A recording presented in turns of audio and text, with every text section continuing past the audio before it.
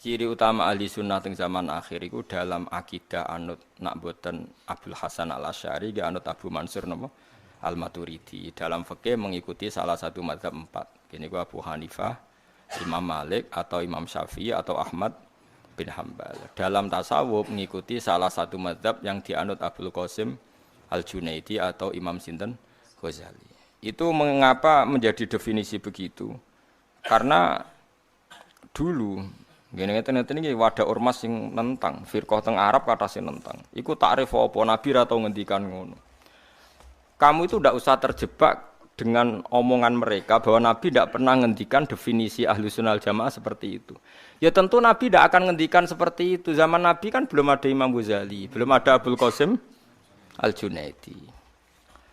Tapi kita percaya dengan definisi seperti itu. Karena kita tetap percaya ahli sunnah adalah orang yang kata Rasulullah ma'ana alihil yauma wa ashabi, orang yang mengikuti perilaku saya dan mengikuti para sahabat saya. Itu tag yang dikatakan Nabi. Lalu kenapa kita menyebut imam-imam kita, sanad-sanad kita? Karena kalau kita tidak menyebut, pertanyaannya adalah kamu kok tahu kalau sahabat melakukan itu kata siapa?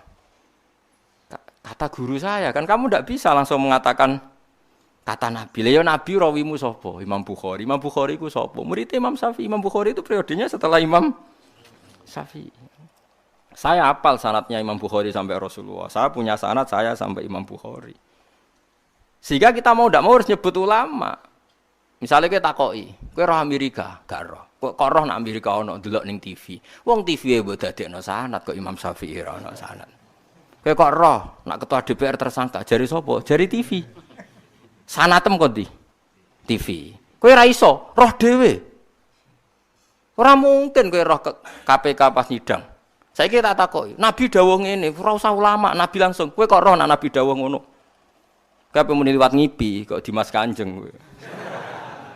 Gelem ra gelem kowe kudu nyebut guru. Mulane ana tradisi nyebut sanad, disebut nyebut ulama. Tapi santri-santri saiki ya kadang goblok, ana wong ngomong ngono. Enggak ada ulama yang penting Nabi. Ulama itu bisa salah. Kalau Nabi tidak bisa salah. Lah kok roh anak Nabi ra tau salah jare sapa? Jare ulama. Lah kok jare ulama? Jare ora percaya. Mana nak goblok kok aja nemen-nemen. Goblok aja-aja. Kulo yo gumun mbek wong modern. Goblok kok nganti ngono iku piye? Sanate ku piye? Makanya masyhur dalam ilmu thariqah, ilmu hakikat, masyhur itu pepatah. Laula murabbi lama arafna rabbi walau lal ulama lama arafnal anbiya. Laula murabbi umpama ora ana sing didik aku, lama arafna rabbi. Tentu kita ndak ngerti pangeranku iku sapa. Kita roh pangeran ana sing mulang. Kowe ra iso misale ruhin roh pangeran langsung roh ra iso diwari gurune. Nek pangeran iku wujud kidam bako dikenal gurune terus suwe-suwe engkek wis wusul. Iku mau engkek ngono tok hakikate liwat guru. Kowe roh Kanjeng Nabi mergo aku misalnya. Misalnya kula murid Mbah Mun murid Mbah Zubair murid Mbah Fakih Mas Kumambang, Mbah Fakih Mas Kumambang murid Mbah Mahfud Termas. Mbah Mahfud Termas iku murid Sayyid Abi Bakar Sato sing aran I'anatul Talibin, murid Sayyid Utsman Sayyid Zaini Dahlan, murid Sayyid Utsman Ad-Dimyati terus nganti tok Imam Syafi'i. Nah, Imam Syafi'i gampang, Imam Syafi'i murid Imam Malik di guru jenenge Ibnu Syihab Az-Zuhri, Ibnu Syihab di guru jenenge Imam Nafi' di guru jenenge Abdullah bin Umar menangi Kanjeng Nabi Muhammad sallallahu alaihi wasallam. Kowe kudu hafal sanad. Lah nek rapal yo nempel, pokoke jare Gus Pak ngono. Lah wis iku gampang wis. Luwih napa? Gampang. Wis ana ahline takok wae kok angel apa. Tapi kamu mau, nah sehingga karena nanti klaim tentang Nabi itu bias, bikinlah kriteria siapa yang sanadnya paling akurat tentang tauhid. Kita menyebut Abdul Hasan Al-Asy'ari sama Abu Mansur Al-Maturidi. Siapa yang paling akurat dalam sanad ilmu tasawuf? Kita menyebut Abdul Qasim Al-Junaidi dengan Imam Ghazali. Siapa yang paling akurat dalam sanad fikih? Kita menyebut misalnya Abu Hanifah. Siapa urutannya? Imam Malik, Imam siapa? Syafi'i, Ahmad bin Hambal. Ini sesuai periode. Karena wulidas Syafi'i yauma mata Abu Hanifah. Imam Syafi'i itu lahir ketika hari kematian Abu Hanifah. Kila seperti itu. Yang jelas tahunnya sama. Sehingga kita harus nyebut Abu Hanifah dulu karena paling senior, paling awal. Imam Syafi'i itu sering tawassul, sering wasilah sama siapa itu? Abu Hanifah. Ini sudah tak petakan, saya baca yang sensitif lah, so yang ini ya. Ziyar al-Babus Samin, terus sebentar ini yang bab tawassul.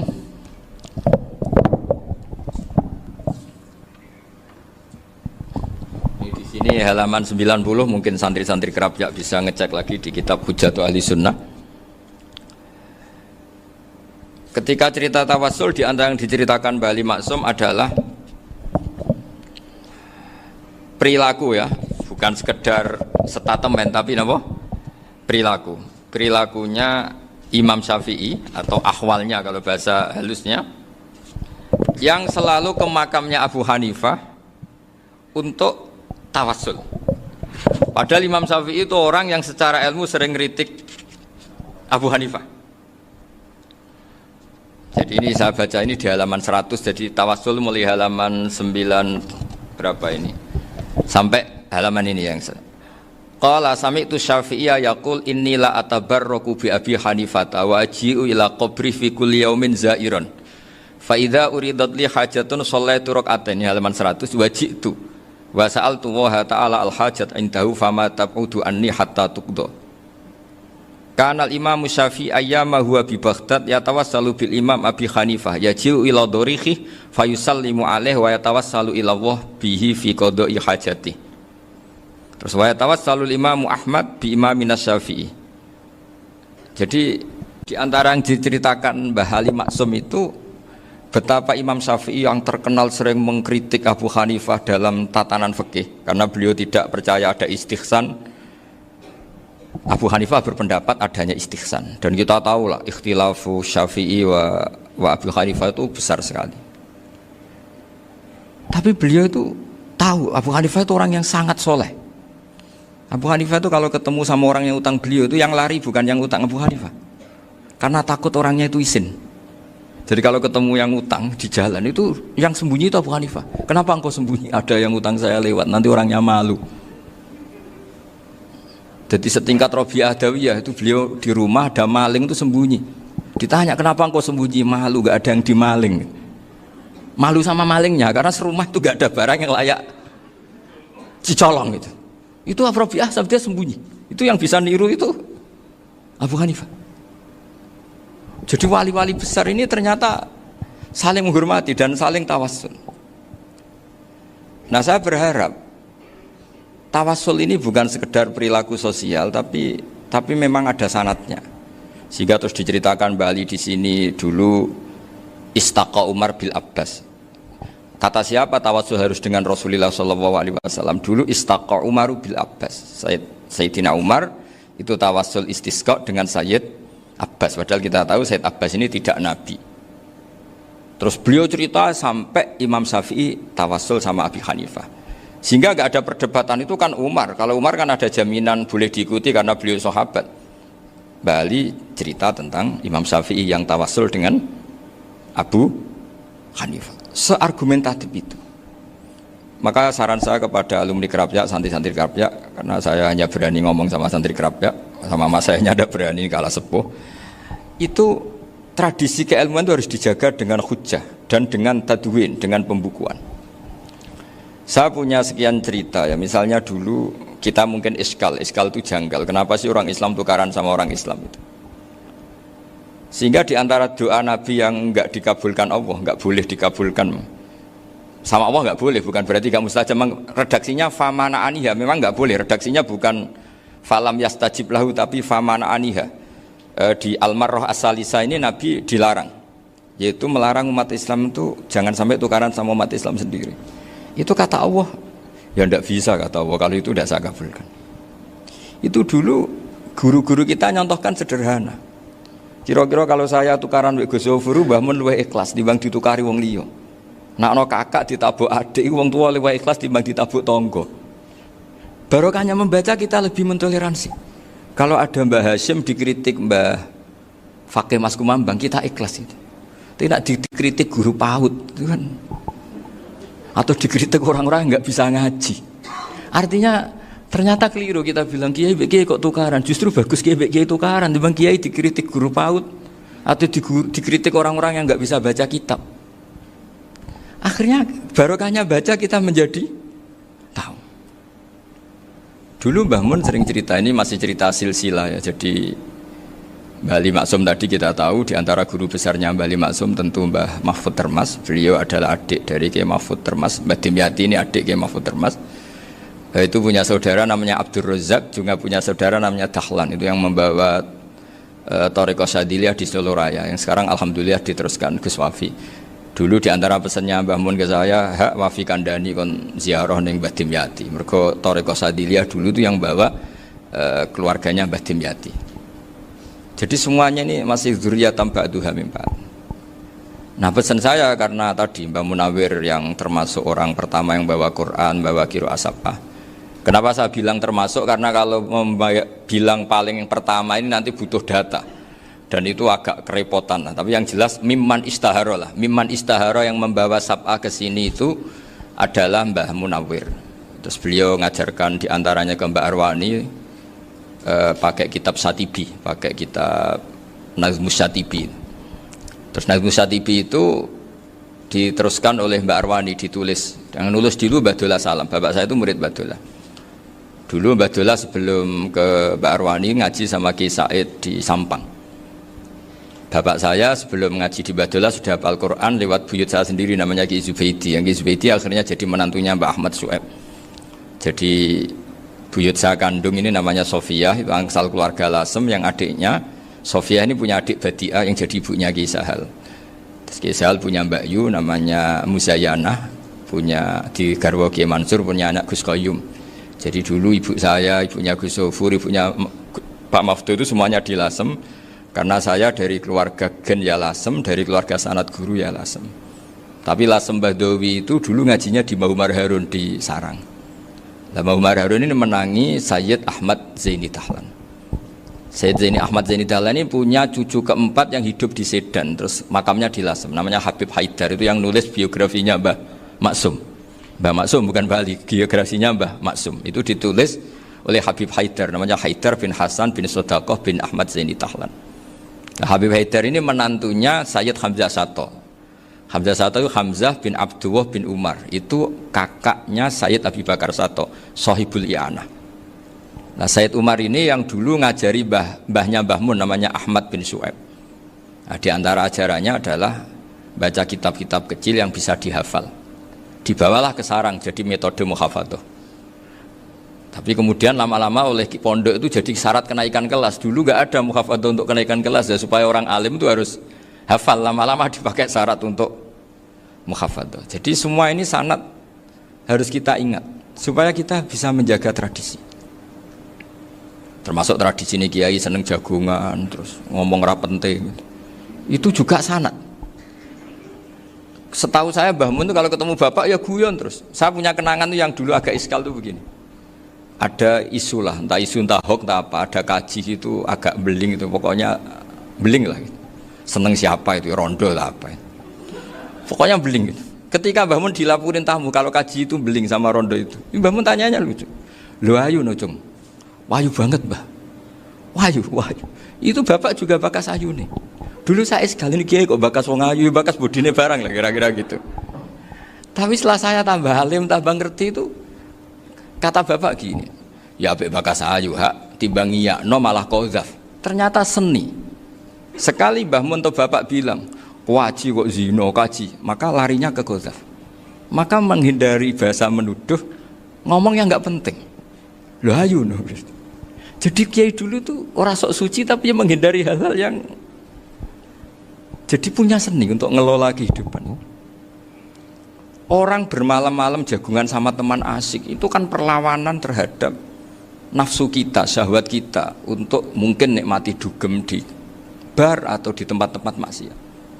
Itu setan di Indonesia tuh kakuati sama Ki Jawa. Orang supaya tidak tertarik maksiat itu Ki Jawa cukup ketemu kancane masak terong guyon, gejol-gejolokan zaman mondok, suwengi lulus sangka maksiat. Bar wis tutup. Perlawanannya sederhana, nggak pakai tahajud, nggak pakai wiridan, karena Ki Jawa juga koyoknya rapati potongan ahli ibadah gitu, itu jagungan gitu. Jadi setahu saya saya itu pernah lihat Bali itu sekali ketika beliau ngisi ceramah di Mbah Hamid Bedowi. Saya masih kecil diajak bapak. Dulu kalau bapak ngelihat Bali sama Mbah Hamid itu mesti nangis. Karena dua orang alim bertemu. Yang akhirnya ya bisanan itu. Mbah Hamid punya anak Gus Nasih, di sini ada Mbah Nafisa, terus jadi Mbak Salih Hindun itu. Jadi dulu tuh ya guyon terus ketika ketemu. Itu yang sering bodoni Mbah Hamid itu ya Ki Bisri. Ki Bisri itu kalau datang ke Ki Hamid Pasuruan, nak wali tenan aku teko ditata nomangan. Jadi ukurannya ya. Ternyata sampai sana dikei mangan tenan. Masih belum mengakui, kan nak wali tenan aku iki kiai rung di mobil, dongakno aku di mobil. Sudah kalah satu seri itu masih gak terima. Lalu itu Mbah Hamid akhirnya berdoa, ayo monggo, mugi-mugi Ki Bisri gak ada mobil. Itu setelah didoain masih tanya, mereknya apa mereknya? Jadi itu Mbah Hamid jawab, ya paling Holden itu. Nah, paling Holden. Itu nyari mobil itu ya adalah dapatnya Holden. Suatu saat Mbah Bisri diundang Mbah Hamid gak dikasih bisaroh. Karena utangnya sudah banyak Mbah Hamid. Mbah Bisri ini utang doa tadi. Itu ya gak dikasih bisaroh. Ya gak mau kesang apa-apa kelambimu kayak aku. Didol sama muhibbinya Mbah Hamid. Itu harganya melebihi jatah bisaroh. Ketemu Mbah Hamid, Kang, susu Kang, mergo. Jadi dulu itu rileks, makanya ini yang diceritakan ke Zofur. Sebetulnya kalau kiai-kiai itu bersanad itu ya rileks, hidupnya itu rileks. Karena rileks ini perlawanan terhadap kemungkaran. Saya dulu musyawarah sering sama Gus Zofur usul fikih. Itu jelas di antara yang ditulis Lubil Usul itu. Ya kita tahu tadi misalnya sanad usul fikih, Mbah Ber itu sangat al-usuli Kiai Zubair Dahlan, abahnya Mbah Mun. Punya murid diantaranya Kiai Sahal. Kiai Sahal punya karangan Thariqatul Husul fi Syarhi Lubil Usul. Itu Thariqatul Husul itu beliau ngendikan dalam mukaddimah bahwa saya bisa mensarah ini berdasar ngaji maknani sama Mbah Zubair. Terus beliau mengutip sarah itu dari kitab Nailul Ma'mul. Beliau ngendikan binus khotin khotiyah ghairi matbu'ah. Dan itu ditemukan di Kiai Mansur di Lasem karena Kiai Mansur iparnya Mbah Sahal. Mansur bin Khalil itu diantara katibnya Syekh Mahfud. Jadi semuanya ini sambung. Mbah Ber saking ahli usul fikihnya, kalau ngajar usul fikih itu kalau guyon takriran saya ini lebih memahamkan ketimbang sarah. Ya sudah, terus Mbah Zubair Kiai Fakih, terus Syekh Mahfud. Di sini Syekh Mahfud termasuk orang yang dekat Mbah Munawir sampai putrane Mbah Mahfud namanya Gus Muhammad dibawa Mbah Munawir, kemudian mondok di Termas diantaranya, terus dinikah jadi menantunya kalau nggak salah Haji Taslim di Betengan, kemudian sekarang juriahnya Mbah Mahfud di Betengan. Ini nggak boleh hilang secara seperti itu. Diantara di usul fikih diterangkan ketika diantara 5 hukum itu ada yang bernama mubah. Mubah itu boleh dilakukan, boleh ditinggalkan, dan kalau dilakukan ya tidak berpahala, tidak disiksa. Itu ada ulama yang protes nggak bisa seperti itu. Ithma min mubahin ila wa tahaqqaqu bihi tarku haramimma. Fa'il zamu minas sukun tarkul qatli wa minas sukut tarkul qadaf. Tidak bisa, mubah itu tidak ada. Kalau kiai jagungan semalaman, itu Allah ngitungnya itu hada taroka dugem, wahada taroka delok dangdut, wahada taroka kada wa kada. Oh, itu luar biasa. Dan kita ngikuti yang seperti itu saja. Gak usah tahajud, gak usah witir telulas kaya ora kuat timbang gremeng wis. Sewengi jagungan, setan ngenteni kita tergoda maksiat, ternyata maksiatnya sampai tutup, kiainya masih apa? Jagungan. Jadi jagungan saja ada ilmunya bahwa itu perlawanan terhadap tarkul ma'asi. Sehingga bagaimana Anda katakan mubah ini mubah, toh gunanya adalah tarkul haram. Meskipun efek mubah juga bisa tarkul wajib, wae bojo blonjo turu. Karena wae ngrumat ibuke turu. Itu halal wajib. Jadi mubah itu resikonya ya bisa tarkul wajib, bisa tarkul haram. Sehingga kalau sanad ini terjaga secara baik, secara kultur, saya sering juga jagungan sama Gus Zofur itu mesti tak niati gitu. Jagungan wong alim kuwi ibadah dan menikmati ibadah adalah dabul auliya wa dabul ulama. Kata Imam Ghazali, pada akhirnya waqud buhadatin al istilzat bil mubahat. Kata Imam Ghazali, pada akhirnya qutbu hadatin, madaru hadatin, pokok dari agama ini adalah melawan kemaksiatan dengan kita menikmati al-istidzad bimubah. Kita menikmati sesuatu yang dibolehkan Allah Subhanahu wa taala. Dan seperti ini itu bisa qasmu dhuhri syaitan, bisa menghancurkan punggungnya setan. Karena kalau melawan setan dengan ibadah ini kadang kita capek selain isra potongan. Tapi nak kangkang ning komplek H gitu jagungan mbek kancane, ngenang melarate, mbok ngenang ora sekolah, ra munggah kenangan. Sing ra munggah diarani istiqomah. Gitu kan. Diarani tulus zaman, kok sing munggah dianggap kesusu. Saya ini punya pondok Quran, kalau ada yang hafal 3 tahun mesti digojol kancane. Gak apik kesusu itu. Kesusu itu mesti tidak barokah karena tergesa-gesa apa? Hatam. Sehingga yang enggak hatam-hatam itu kayak partai mayoritas. Ini yang partai tulis zaman katanya. Ahli sabri katanya. Akhirnya di pondok gara-gara itu mau guyon tapi enggak ada stigmasinya malah enggak naik. Di Pondok Sarang itu saya punya temen itu banyak yang sekelas dengan saya, sekelas sama Gus Kamil, akhirnya sekelas dengan Gus Sofur. Padahal saya ini kakak kelas. Saya temannya, Gus Kamil temannya Gus Sofur. Ini anak ini nggak pernah naik, itu nggak dinyek, nggak dicibir di pondok. Karena guyonan tadi, guyonan bahwa ini bagian dari bentuk apa? Istiqomah. Nanti yang goblok juga tenang. Karena kiainya cerita, kadang santri goblok ya barokah. Di sini pondok akeh santri ora tau sinau ning omah dadi kiai gede. Selalu kiainya tuh cerita seperti itu. Akhirnya sing goblok ya bangga dengan kegoblokannya. Iya, jadi kiai itu orang yang meskipun guyon ini barokahnya Masya Allah. Dan setahu saya kiai-kiai alim itu ya senengannya guyon karena tadi guyon itu luar biasa. Bapak saya itu kalau pesan sama saya itu enak ngaji wis guyon nice. Wong ning omah mikir utang, mikir wedi bojo macam-macam kok ngaji mbok jak nangis pisan, nangis ping pindho gitu. Sudah jak guyon ae. Paling gak lali. Gitu. Dan beliau punya dalil kul bi fadlillah bi rahmati fa bidzalika falyafrah. Jadi jangan sampai orang ini farah bil maksiat, jangan sampai orang itu. Dan ini yang saya kenang dari sekian cerita murid Bali. Mbah Ali Maksum ya senengane guyon. Gojol-gojolkan mbek santri guyon. Ini saya maklumatkan ke semua santri beliau bahwa ini bukan sekedar guyon, tapi al-istildzad bil mubahat. Ini adalah perlawanan terhadap setan karena banyak orang bisa senang tuh kalau nunggu maksiat. Ini bisa senang dengan sesuatu yang tidak maksiat. Itu kayak apa hebatnya?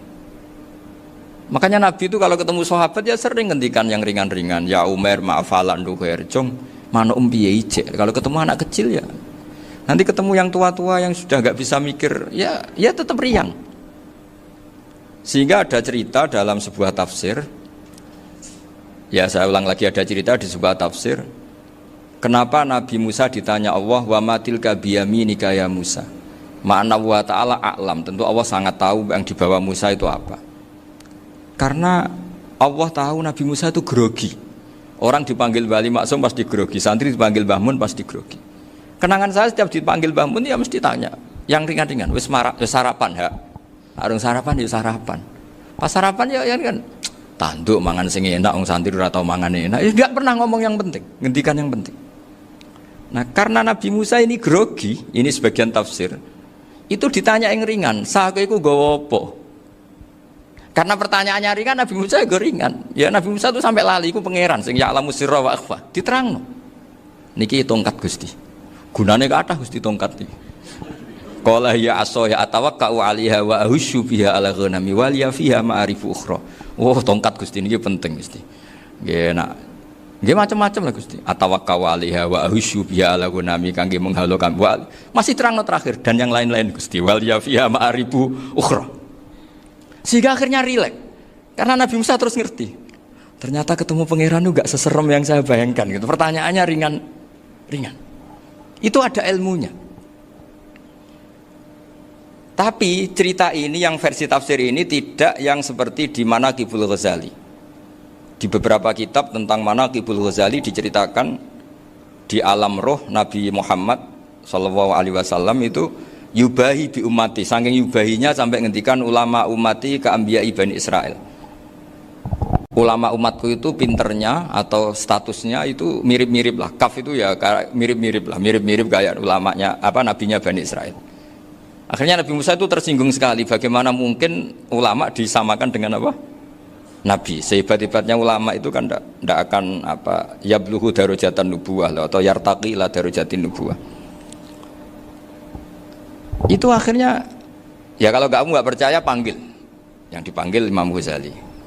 Ya Nabi Muhammad juga nggak mau kalah gitu. Kalau manggil ulama RT ya kalah keok gitu. Akhirnya Imam Ghazali datang, ditanya sama Musa, Mas Muka, nama kamu siapa? Ana Muhammad bin Muhammad Al-Ghazali At-Tusi Asy-Syafi'i. Itu disebut panjang sih. Terus Nabi Musa guyu-guyu. Kamu lama kok ngomong yang nggak penting, ditanya namanya kok penjelasannya sepanjang itu, dianggap itu satu kesalahan. Masa tanyanya nama kok ditanya jawabnya Muhammad bin Muhammad Al-Ghazali At-Tusi Asy-Syafi'i, kepanjangan itu. Ketika Nabi Musa agak mencibir, agak gimana itu, terus jadi Imam Ghazali, kalau ini masalah, lebih masalah jenengan. Apa itu? Yang tanya jenengan tuh Allah ya alamu sirra wa akhfa, dan Allah hanya tanya wa ma tilka biyaminika ya Musa. Harusnya jenengan jawab asoya titik, bukan kepanjangan.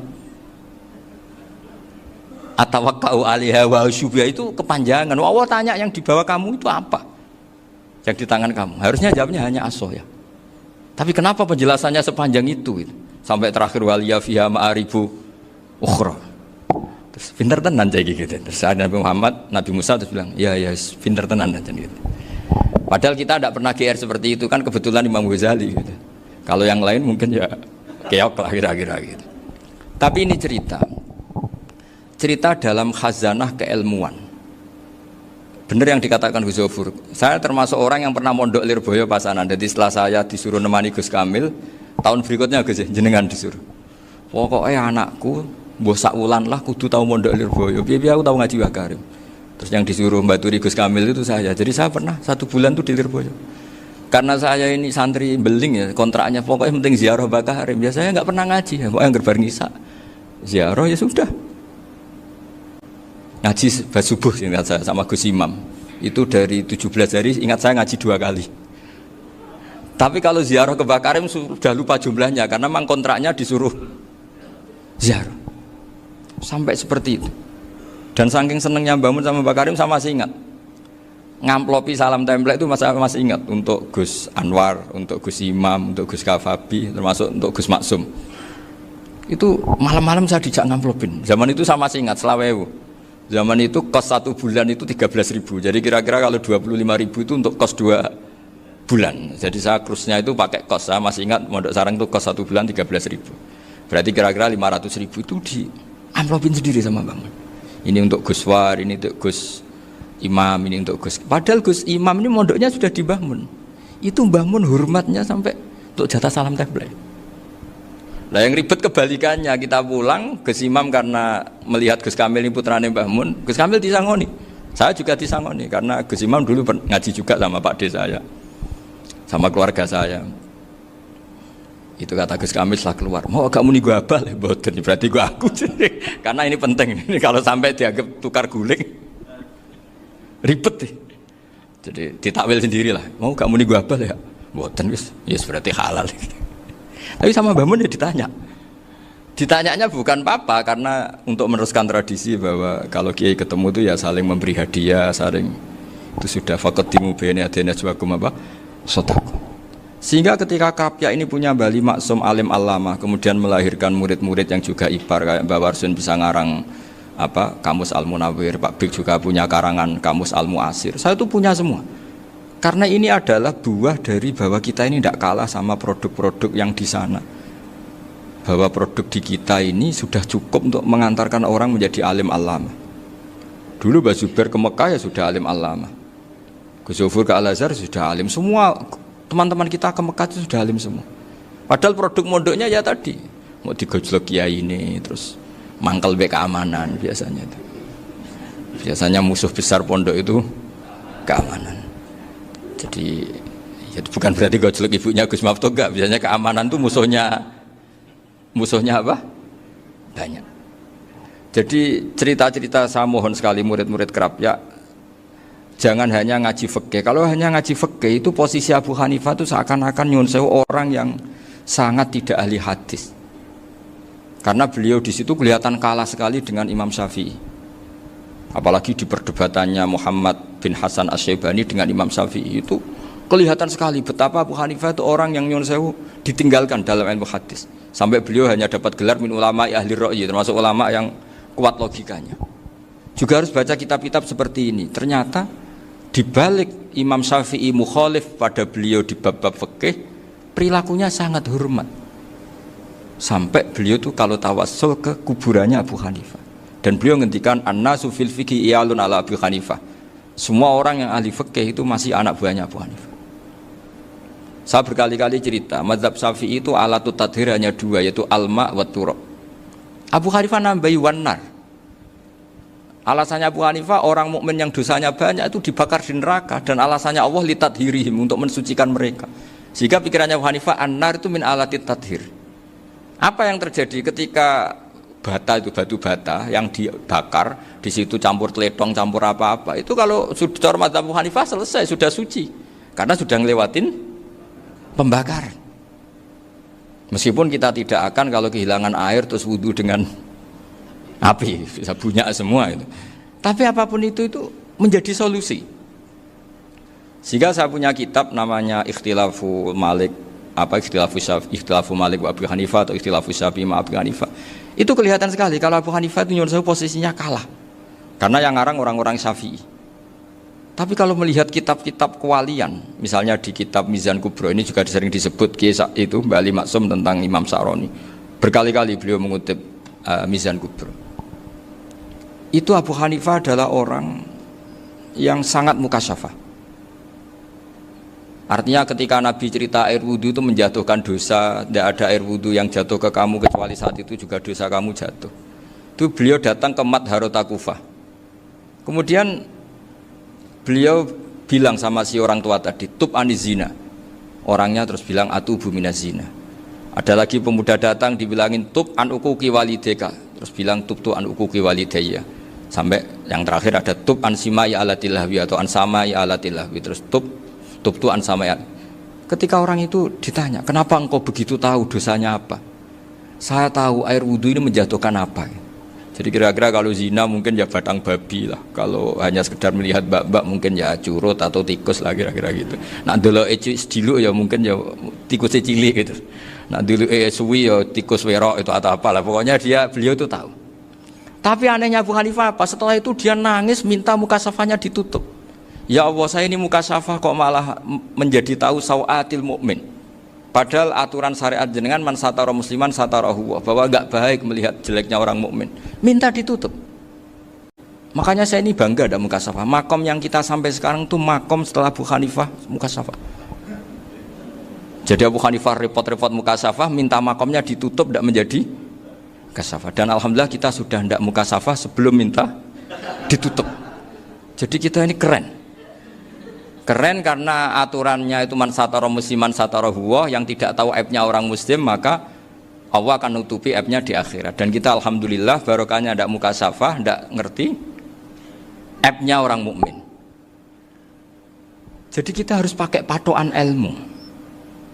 Saya ulang lagi, kita harus pakai patokan. Makanya saya tahu betul ketika Kiai Hamid Pasuruan, beliau dulu ngaji Jamul Jame, ngaji Juman, Bali Maksum di sana sama Gus Habib, sama Gus Muhammad bin Mahfud, termasuk mbah saya kandung dulu Kiai Sidik, mbah saya yang itu juga ngaji di Termas.